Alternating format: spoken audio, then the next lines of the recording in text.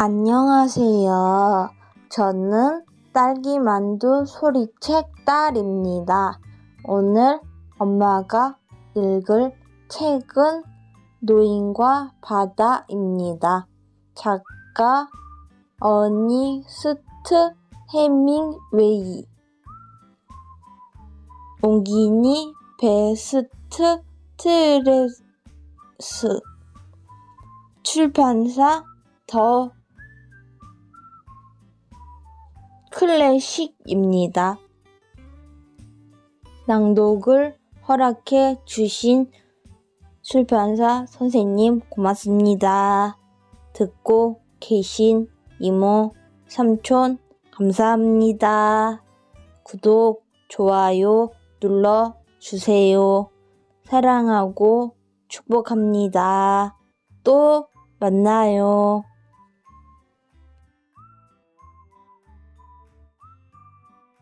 안녕하세요. 저는 딸과 함께 책 읽는 엄마 소리책입니다. 오늘 제가 읽을 책은 더 클래식 출판사의 노인과 바다, 작가 어니스트 헤밍웨이. 노인과 바다는 20세기 미국 문학을 개척한 작품으로 알려져 있습니다. 1952년 라이프지에 발표되자마자 이틀 만에 500만 부 이상이 팔렸고요. 그 다음 해인 1953년에는 헤밍웨이에게 플리처상을 안겨주었습니다. 그리고 그 다음 해인 1954년에는 노벨 문학상 수상의 영예를 안겨준 작품이기도 합니다. 그는 멕시코 반류에 조각배를 띄우고 혼자 고기잡이를 하는 노인이었다. 노인은 84일 내내 물고기를 한 마리도 잡지 못했다. 처음 40일까지는 한 소년이 함께 있었다.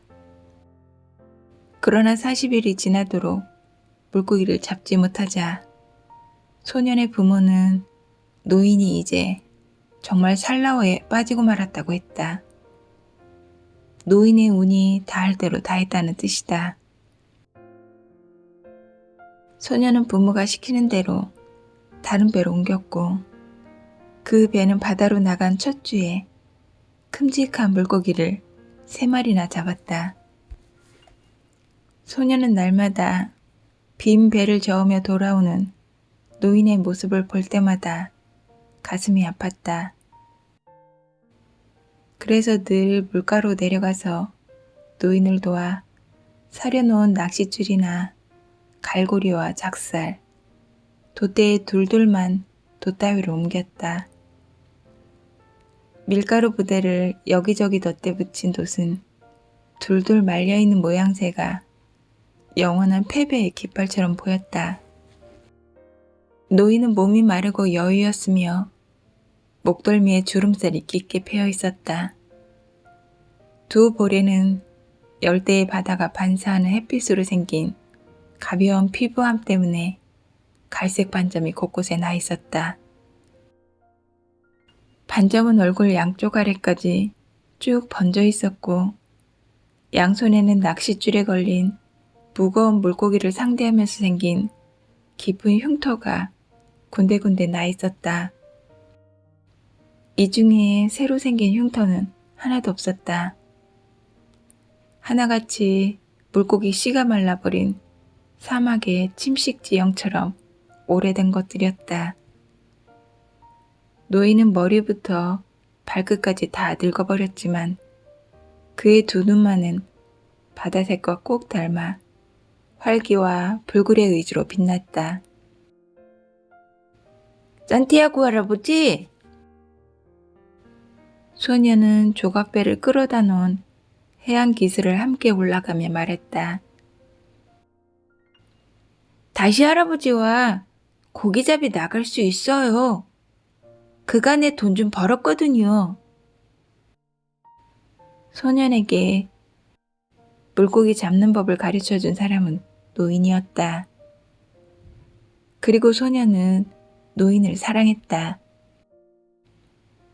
아니다. 노인이 말했다. 너는 운이 좋은 배를 타고 있어. 계속 그 배에 있거라. 하지만 기억 안 나세요? 87일 동안 한 마리도 못 잡다가 3주 내내 매일같이 큰 놈을 잡았잖아요. 기억나고 말고. 노인이 말했다. 네가 날 믿지 못해 떠난 게 아니라는 걸 안다. 아빠 때문에 떠난 거예요. 저는 아이니까 아빠가 하시는 말에 따라야죠. 안다. 노인이 말했다. 아주 당연한 거지. 아빠는 믿음이 별로 없어요. 그래. 노인이 말했다. 그렇지만 우리 사이엔 믿음이 있지? 안 그러냐? 그러면 잊고 말고요. 소년이 말했다. 제가 테라스에서 맥주를 사드려도 될까요? 이건 나중에 나르고요. 좋아. 노인이 말했다. 같은 어부길인데 안 될 것도 없지. 두 사람이 테라스에 자리를 잡자 어부들이 노인을 놀렸지만 노인은 화내지 않았다. 그중 나이 많은 어부들은 노인을 보고서 서글퍼했다. 그러나 내색하지 않고 해류나 낚싯줄을 얼마나 깊이 내렸다든가 아니면 연이은 좋은 날씨나 바다에서 본 이런저런 일을 점잖게 이야기했다. 그날 물고기를 많이 낚은 어부들은 벌써 돌아와서 청새지 배를 갈라 널빤지 2장에 가로로 길게 올려놓고 널빤지 양 끝에 2사람씩 붙어 어류 창고로 옮겼다. 창고에서 아바나의 어시장으로 실어갈 냉동 화물차를 기다리는 것이다. 상어를 잡은 어른들은 그것을 해안 맞은편에 있는 상어 처리 공장으로 가져갔다. 거기서 상어를 도르라 장치로 끌어올린 다음 간을 빼내고 지느러미를 잘라냈다. 그러고는 껍질을 벗기고 살은 가늘게 잘라 소금에 절였다. 바람이 동쪽에서 불어올 때면 상어 처리 공장에서 나는 냄새가 항구 건너로 풍겨왔다.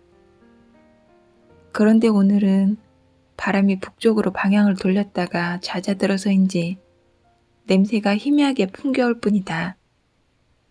그래서 테라스는 눈부신 햇살 아래 쾌적했다. 산티아고 할아버지? 소년이 말했다. 노인이 대답했다. 그는 손에 맥주잔을 들고는 지난 세월을 회상하던 참이었다. 내일 쓰실 정어리를 좀 가져다 드릴까요? 괜찮다. 가서 야구나 하려무나. 나는 아직 노을을 저을 수 있고 로델리오가 그물을 던져줄 게다. 그래도 가져다 드리고 싶어요. 같이 물고기를 못 잡으니 어떻게든 도와드리고 싶은 거예요. 맥주를 사주지 않았니? 노인이 말했다. 너도 벌써 어른이 다 됐구나. 제가 할아버지 배를 처음 탔을 때가 몇 살이었죠? 5살이었지. 그때 잡은 물고기가 어찌나 팔딱거리던지 하마터면 보트가 산산조각 나는 줄 알았지. 너는 거의 죽을 뻔했고 기억은 나니? 그놈 꼬리가 배 이쪽 저쪽을 철썩철썩 치고 때리는 것 하며 가로장이 부서지고 그놈을 몽둥이로 내리치던 소리까지 기억나요. 할아버지가 저를 젖은 낚싯줄 사리가 있는 뱃머리 쪽으로 던지셨잖아요. 배 전체가 떨리는 듯 했고 할아버지가 놈을 후려패니 마치 나무를 내리찍는 소리가 나는 데다가 들큼한 피냄새도 물씬 풍겨왔죠. 정말로 기억하고 있는 거니? 아니면 내 얘기를 들어서 이제야 아는 거니? 저는 할아버지와 함께한 일은 처음부터 쭉 기억하는 거려. 노인은 햇볕에 탄 눈에 애정과 신뢰를 담아 소년을 가만히 바라봤다. 네가 내 자식이라면 데리고 나가 모험을 해볼 텐데. 노인이 말했다. 그렇지만 너는 네 아버지와 어머니의 아들이고 운이 좋은 배를 타고 있으니 정어리를 구해올까요? 미끼도 4마리쯤 구할 만한 곳을 알아요. 오늘 쓰고 남은 미끼가 아직 있다. 소금에 절여 상자에 넣어뒀어. 싱싱한 놈으로 4마리 가져다 드릴게요. 하나면 돼. 노인이 말했다. 그에게는 아직 희망과 자신감이 있었다. 게다가 그 희망과 자신감은 산들바람이 불어올 때처럼 더욱 샘솟아 올랐다. 2마리는 어때요? 소년이 받아쳤다. 그럼 2마리로. 노인이 동의했다.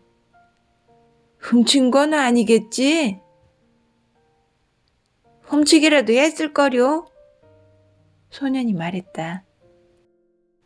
그렇지만 그것은 제가 산 거예요. 고맙다. 노인이 말했다. 노인은 너무나 소박해서 언제부터 자신이 겸손해졌는지 따위는 생각하지 않았다. 어쨌든 자신이 겸손해졌다는 것을 깨달았고 그것이 부끄러울 일도 아니며 진정한 자부심을 해칠 것도 전혀 없음을 알았다. 이 정도 조류면 내일은 날씨가 좋겠는걸? 노인이 말했다. 어디로 가실 거예요? 소년이 물었다. 멀리 나갔다가 바람의 방향이 바뀔 때 들어와야지. 동트기 전에 나갈 생각이다. 주인 아저씨더러 멀리 나가자고 해볼까요? 소년이 말했다. 할아버지가 정말 큰 놈을 낚으시면 우리 배가 도와드릴 수 있게요. 그 사람은 너무 멀리 나가는 걸 좋아하지 않을 텐데. 그래요. 소년이 말했다. 그래도 새가 사냥하는 것을 봤다든지 아저씨가 보지 못한 것을 봤다고 해서 만세기를 쫓아 멀리 나가게 해보죠 뭐. 그 사람이 그 정도로 눈이 나쁘냐? 장님이나 마찬가지예요. 이상하구나. 노인이 말했다. 그 사람은 거북잡이를 한 적이 없는데 거북잡이를 하면 눈을 망치거든. 하지만 할아버지는 모스키티아 해안에서 몇 년씩이나 거북이를 잡으셨잖아요. 그래도 눈이 좋잖아요. 나야 이상한 늙은이니까. 그럼 엄청나게 큰 물고기가 걸려도 이겨낼 힘이 아직 있으신 거죠? 그럴 게다. 게다가 이런저런 요령도 알고 있으니 이것들을 집으로 가져가요. 소년이 말했다. 그래야 제가 투망을 가지고 정어리를 잡으러 가죠. 2 사람은 배에서 뱃 기고들을 집어들었다. 노인은 어깨에 돛대를 맸고 소년은 단단히 꼰 갈색 낚싯줄 사리가 든 나무 상자와 갈고리, 작살, 그리고 작살 자루를 날랐다. 미끼가 든 상자는 끌어올린 커다란 물고기를 제압하는 데 쓰는 몽둥이와 함께 배꼽물 밑창에 두었다. 노인의 물건을 훔칠 사람은 없을 테지만 돛과 굵은 낚싯줄은 밤이슬을 맞으면 상할 수 있으니 집으로 가져가는 것이 나았다. 노인도 마을 사람들이 자신의 물건을 훔칠 리 없지만 갈고리와 작사를 배에 두는 것은 괜한 유혹을 불러일으키는 짓이라고 생각했다. 두 사람은 함께 길을 걸어 올라갔고 노인의 판잣집에 이르자 열려있는 문으로 들어갔다. 노인은 돛을 둘둘 감은 돛대를 벽에 기대 놓았고 소녀는 그 옆에 상자와 다른 백기구들을 놓았다. 돛대는 판잣집에 단칸방 길이만 했다.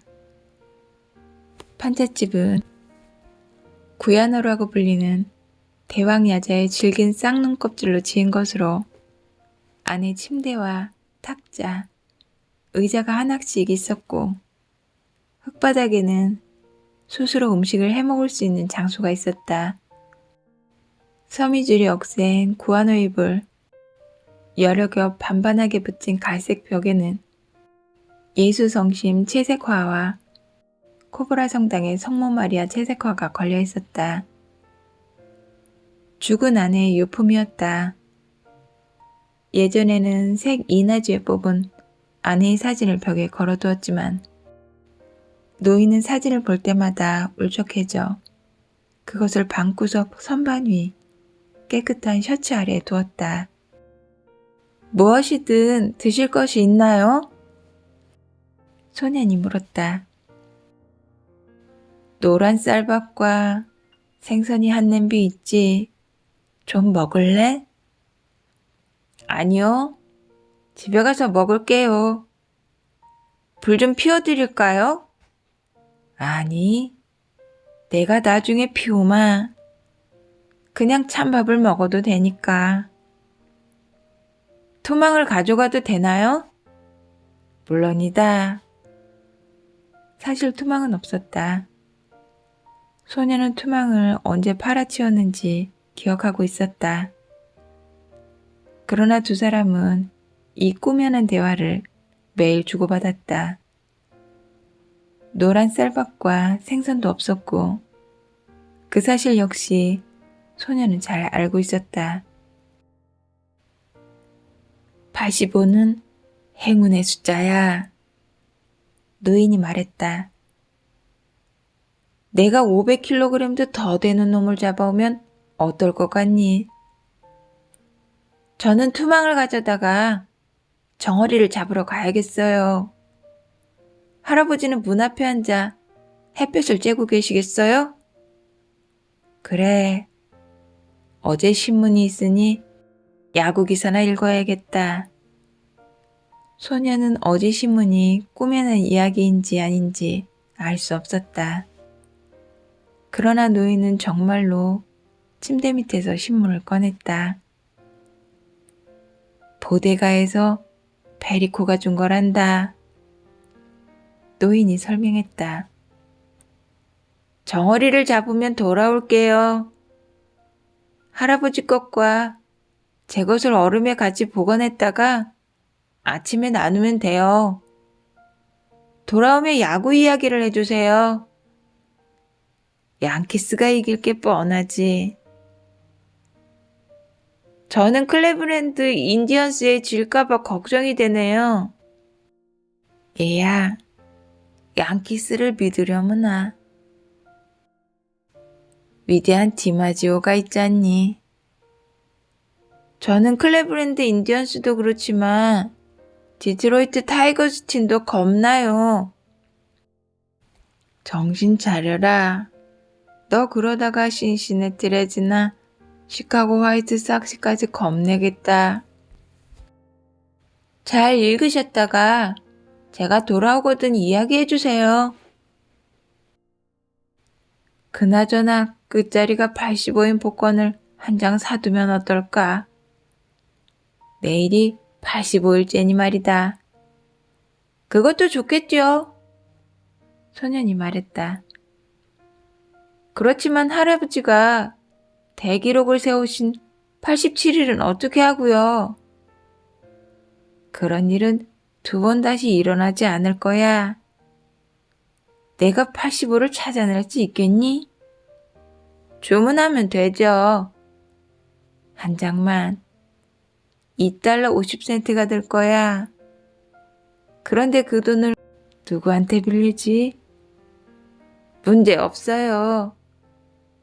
$2 50센트 정도면 제가 언제라도 빌릴 수 있어요.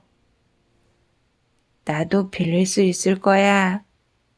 하지만 되도록이면 빌리지 않으려고 해. 일단 빌리고 나면 그 다음엔 국어를 해야 하거든. 몸을 따뜻하게 해두세요, 할아버지. 소년이 말했다. 지금은 9월이라는 것을 아셔야 해요. 큰 물고기가 걸리는 달이구나. 노인이 말했다. 아무나 어부 행세를 할 수 있는 5월과는 다르지. 이제 저는 정어리를 잡으러 갈게요. 소년이 말했다. 소년이 돌아와 보니 노인은 의자에 앉아 잠들어 있었고 해는 저물어 있었다. 소년은 침대에서 낡은 군용 담요를 가져다가 의자 등받이에 펼쳐 노인의 어깨를 덮어주었다. 그 어깨는 무척 늙었지만 아직 튼튼해 보여서 어쩐지 낯설었다. 목덜미도 여전히 강인해 보였다. 게다가 노인이 꾸벅꾸벅 졸며 앞으로 고개를 숙이고 있어서 목덜미의 주름살도 거의 드러나지 않았다. 노인의 혀츠는 돛과 마찬가지로 수차례나 기분 것이었고 기어붙인 천 조각도 햇빛에 발해서 얼룩덜룩했다. 노인의 머리는 매우 늙어 보였고 눈을 감고 있는 얼굴에는 생기가 하나도 없었다. 무릎 위에 신문이 펼쳐져 있었는데 노인의 팔에 눌려 저녁 산들바람에도 날아가지 않고 있었다. 노인은 맨발이었다. 소녀는 노인을 가만히 둔 채 자리를 떴다. 다시 돌아왔을 때도 노인은 여전히 잠들어 있었다. 할아버지, 일어나세요. 소녀는 노인의 무릎에 손을 얹고 말했다. 노인은 눈을 떴지만 머나먼 꿈나라에서 돌아오는 데는 시간이 걸렸다. 잠시 후 노인은 미소를 지었다. 무엇을 가지고 왔니? 저녁이요. 소년이 말했다. 이제 저녁을 드셔야죠. 별로 배고프지 않은데. 어서 드세요. 드시지 않으면 물고기를 잡지 못해요. 나는 그래 왔는걸. 노인은 이 말을 하면서 일어났고 신문을 들어서 접었다. 그리고는 담요를 개기 시작했다. 담요를 두르고 계세요. 소년이 말했다. 제가 살고 있는 한 할아버지가 빈속으로 물고기를 잡게 되실 일은 없을 거예요. 그럼 오래 살려무나 몸 조심하고. 노인이 말했다. 너는 무엇을 먹을 거니? 검은 콩밥하고요. 튀긴 바나나랑 수치 조금이요. 소녀는 테라스에서 2단으로 된 금속 용기에 음식을 담아왔다. 종이 냅킨으로 싼 나이프와 포크, 스푼 2세트는 호주머니에 넣어 가지고 왔다. 이것은 누가 준 거니? 마틴 씨가요. 주인 아저씨요. 고맙다고 인사를 해야겠구나. 제가 벌써 했어요. 소년이 말했다. 할아버지는 굳이 인사하지 않으셔도 돼요. 큰 물고기를 잡으면 뱃살을 줘야겠다. 노인이 말했다. 전에도 몇 번 우리에게 베풀었었지. 그럴 거예요. 그러면 뱃살 말고도 무엇인가 더 줘야겠구나. 우리를 무척이나 챙기는 사람이야. 맥주도 2병 주셨어요. 난 캔맥주가 제일 좋던데. 알아요. 하지만 이건 병에 든 아트웨이 맥주예요. 병은 제가 다시 가져다 줄게요. 참 고맙구나. 노인이 말했다. 어서 먹어볼까? 아까부터 먹자고 말씀드렸잖아요. 소년이 상냥하게 말했다. 할아버지가 드실 준비가 안 되신 것 같아 뚜껑도 열지 않고 있었어요. 이제 준비됐다. 노인이 말했다. 그저 손 씻을 시간이 필요했을 뿐이야. 어디서 손을 씻으셨지? 소녀는 생각했다. 마을의 상수도에 가려면 2걸이나 내려가야 했다. 할아버지께 물을 가져다 드려야겠어. 소녀는 생각했다. 비누와 좋은 수건도 말이야. 내가 왜 그 생각을 못했지? 겨울에 입으실 셔츠와 재킷도 한 벌씩 있어야겠고 신발과 담요도 하나 구해드려야겠어. 스튜가 맛있구나. 노인이 말했다. 야구 이야기 좀 해주세요. 소년이 청했다. 아메리칸 리그에선 내가 말한 대로 양키스가 최고지. 노인이 즐거운 듯 말했다. 양키스는 오늘 졌는데요? 소년이 말했다. 그것은 상관하지 않아도 된단다. 위대한 디마지오가 다시 살아났으니. 그 팀엔 다른 선수들도 있잖아요. 당연하지. 그래도 디마지오는 특별해. 다른 리그에서 브루클린하고 필라델피아가 맞붙는다면 난 브루클린 쪽에 걸겠어. 물론 딕 시슬러가 그 옛날 구장에서 날린 굉장한 타구를 감안해야겠지만 그 일은 정말 최고였어요. 그렇게 멀리까지 공을 날린 선수는 처음 봤다니까요. 그 사람이 테라스에 종종 왔던 거 기억하니? 고기잡이에 같이 데려가고 싶었는데 머뭇거리다 말도 못 붙였지. 그래서 너더러 말 좀 건네보라고 했더니 너도 머뭇거렸잖아. 맞아요. 큰 실수였어요. 우리가 함께 갔을지도 모르는 일인데 그랬다면 평생 자랑거리가 됐을 거고요. 나는 그 위대한 디마지오를 고기잡이에 데려가고 싶구나. 노인이 말했다. 그 사람 아버지가 어부였다지? 우리만큼 가난했던 적이 있을 테니 우리의 말을 들어줬을 거야. 위대한 시슬러의 아버지는 가난을 겪어본 적이 없어요. 그는 저만 할 때 벌써 메이저리그에서 뛰고 있었잖아요. 내가 네 나이였을 때는 가로도을 단 큰 배의 선원이었지. 배가 아프리카까지 갔는데 저녁이면 해변에서 어슬렁거리는 사자들을 보곤 했단다. 알아요. 이야기해 주셨어요. 아프리카 얘기를 할까? 야구 얘기를 할까? 야구 얘기가 좋아요. 소년이 말했다. 위대한 조너타 매크로 얘기를 해주세요. 소년은 제이를 호타라고 발음했다. 그 사람도 옛날에는 테라스에 가끔 오곤 했지. 그런데 술만 들어가면 난폭해지고 입도 거칠어서 상대하기가 힘들었어. 야구만큼이나 경마도 열심히 했지. 호주머니에 말 명단을 꼭 가지고 다니면서 전화에 대고 말 이름을 말하곤 하더구나. 대단한 감독이었어요. 소년이 말했다. 우리 아빠는 그를 최고라고 생각해요.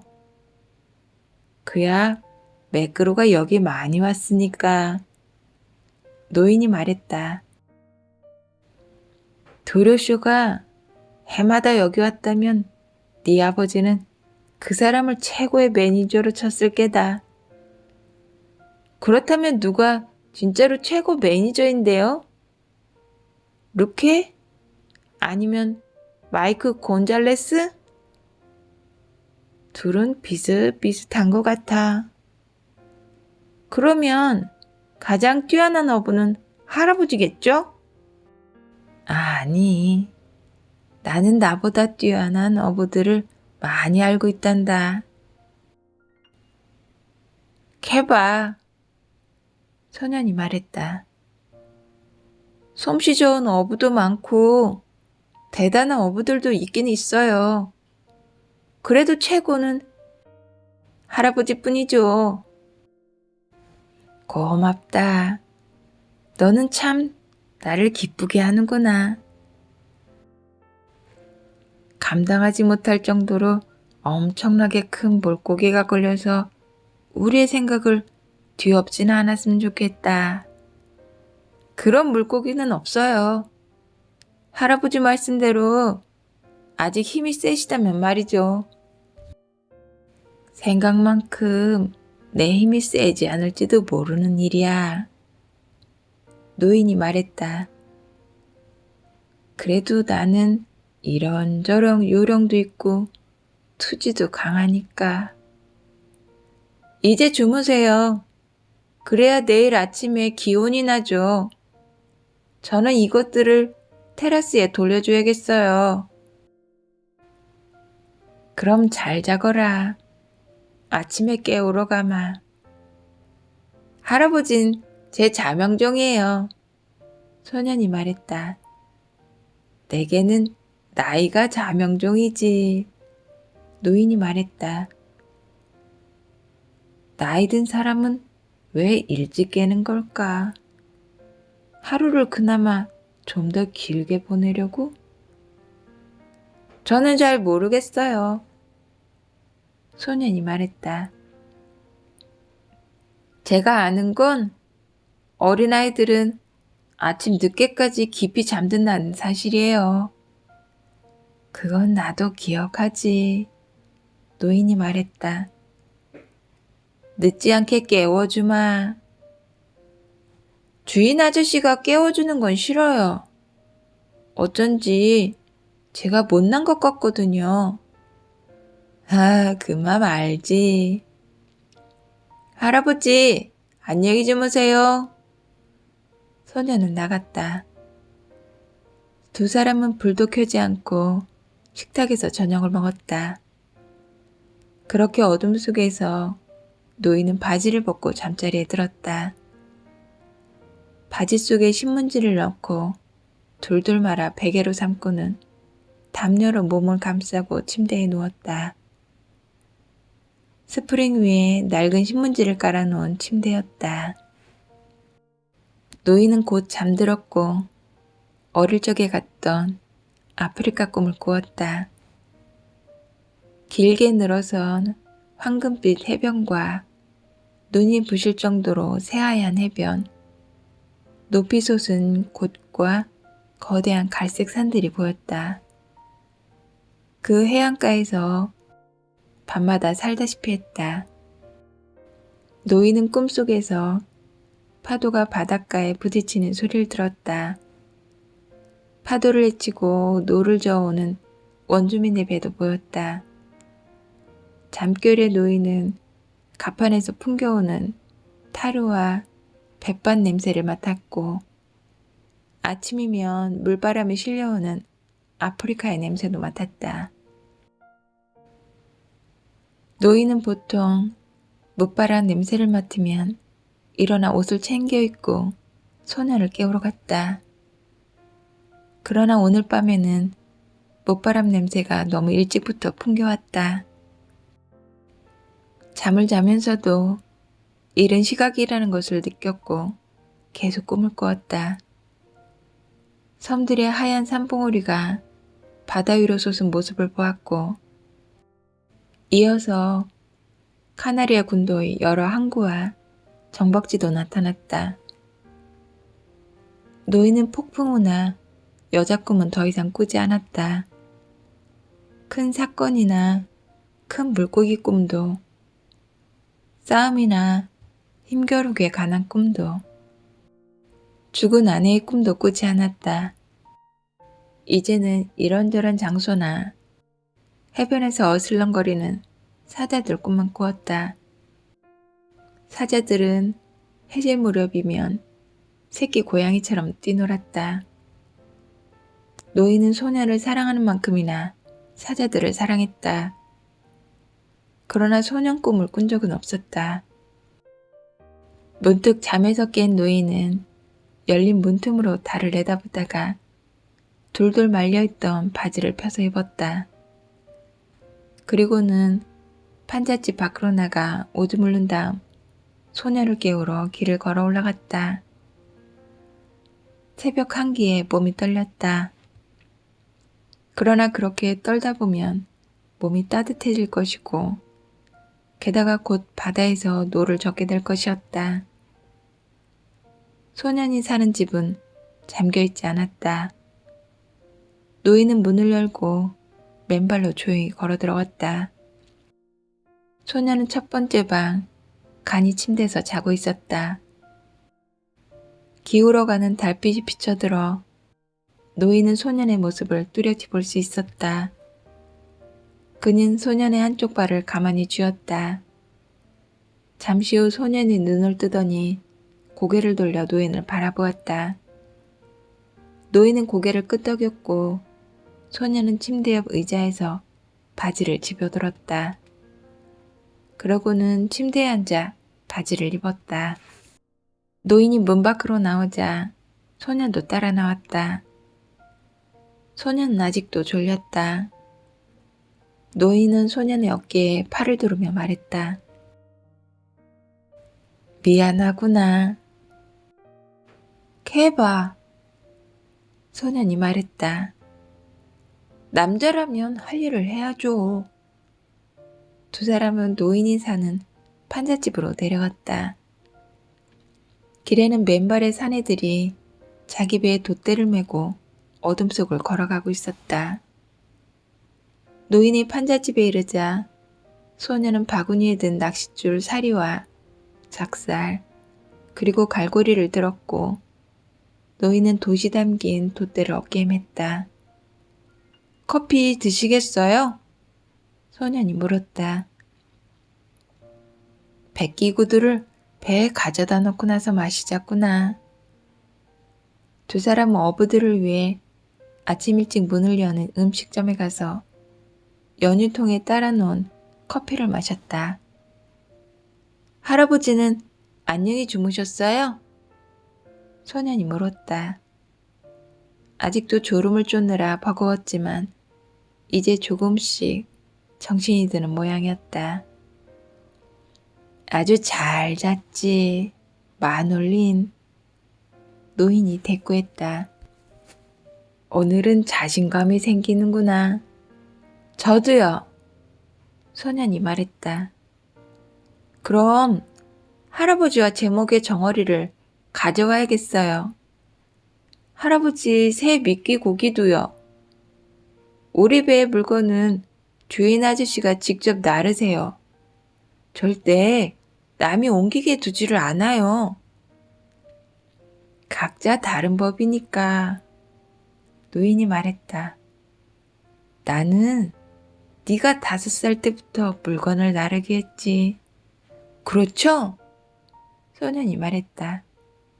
얼른 돌아올게요. 커피 한 잔 더 드세요. 여기는 외상이 통하잖아요. 소녀는 맨발로 산호 바위를 걸어 미끼를 저장해둔 얼음 창고로 갔다. 노인은 천천히 커피를 마셨다. 온종일 아무것도 먹지 못할 것이므로 커피라도 꼭 마셔두어야 했다. 오래전부터 먹는 것이 귀찮아진 노인은 점심을 싸가는 법이 없었다. 뱃머리에 든 물 한 병만으로도 하루를 너끈히 버텼다. 소녀는 정어리와 신문지에 싼 미끼고기 2마리를 가지고 돌아왔다. 두 사람은 발밑으로 전해지는 자갈이 섞인 모래의 감촉을 느끼면서 배가 있는 곳으로 내려갔다. 그리고 배를 들어 바닷물로 밀어 넣었다. 행운을 빌어요, 할아버지. 행운을 빈다. 노인이 말했다. 노인은 노를 잡아맨 뱃줄을 노거리 못에 맸다. 그리고는 몸을 앞으로 숙여 노로 물을 힘차게 헤치면서 어둠 속에서 항구 밖으로 배를 저어가기 시작했다. 저쪽 해안에서도 다른 배들이 바다로 나가고 있었다. 달이 낮은 산 너머로 져버린 바람에 그 배들을 볼 수는 없었지만 노인의 귀에는 노젓는 물소리가 들려왔다. 이따금 배에서 사람의 말소리가 들렸다. 그러나 배들 대부분은 노젓는 소리만 낼 뿐 조용했다.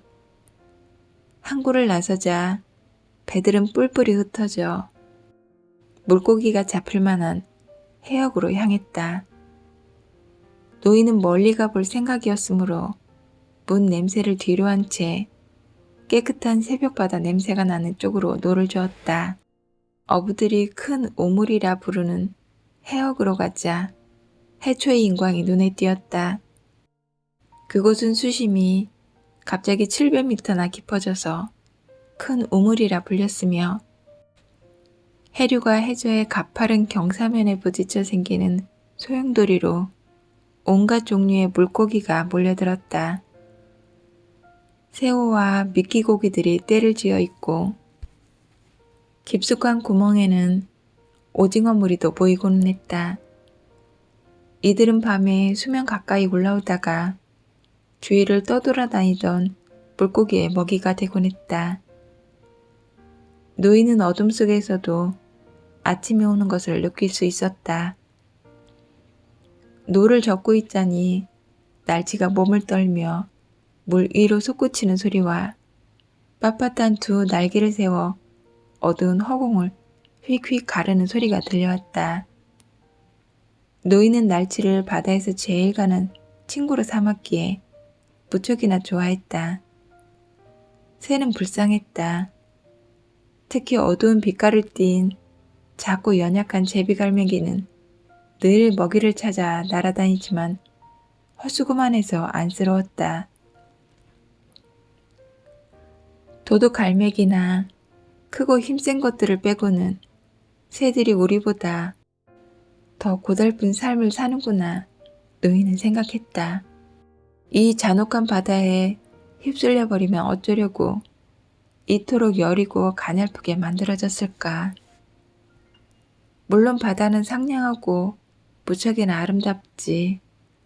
하지만 때로는 정말 잔인하기도 하고 어느 순간 휘몰아치기도 하잖아.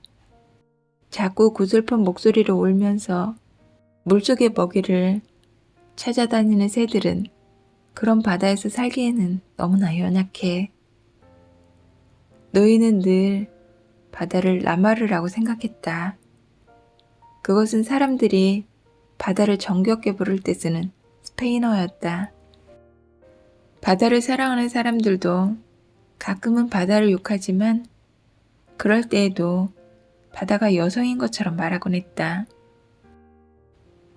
젊은 어부들 중에서 낚싯지 대신 부표를 사용하고 상어 간으로 돈을 많이 벌어 모터보트를 사들인 치들은 바다를 엘마르라며 남성으로 취급했다.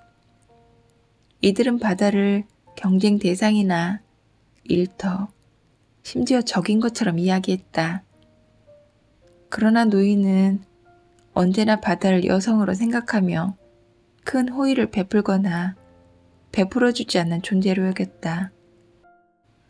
바다가 거칠게 굴거나 성나게 날뛰어도 그것은 바다도 어쩔 수 없어 그러는 것이다. 달이 여성에게 영향을 미치듯 바다에도 영향을 미치는 것이려니 하고 노인은 생각했다. 노인은 꾸준히 노를 저었다. 무리하게 속력을 내지 않은 데다 해류가 이따금 소용돌이 치는 곳을 빼고는 바다가 잔잔했기 때문에 전혀 힘들지 않았다. 노인은 노젓는 힘의 3분의 1을 해류에 내맡겼다. 그래서 날이 밝을 무렵에는 그 시간에 나오려 했던 거리보다 더 멀리 나와 있었다. 일주일 동안 깊은 우물에서 고기를 잡으려 했지만 헛수고였지. 노인은 생각했다. 오늘은 가다랑어와 날개 다랑어 떼가 몰리는 곳까지 나가봐야겠다. 개 중 큰 놈이 있을지 모르니까. 날이 환히 밝기 전에 노인은 미끼를 들이고는 물 흐르는 대로 배가 떠다니도록 내버려 두었다. 첫 미끼는 70m 아래로 들이웠다. 두 번째 미끼는 130m까지 내렸고 세 번째와 네 번째 미끼는 각각 180m와 220m나 되는 푸른 바닷속까지 내렸다. 미끼 고기는 각각 머리를 아래로 향하도록 하여 낚싯바늘의 고등 부분에 단단히 꿰어 묶었다. 바늘에 튀어나온 곡선이나 끝부분에는 모두 싱싱한 정어리를 싸두었다. 굽은 강철 바늘에 두 눈을 꿰뚫린 정어리들은 반원형 화합 모양을 하고 있었다.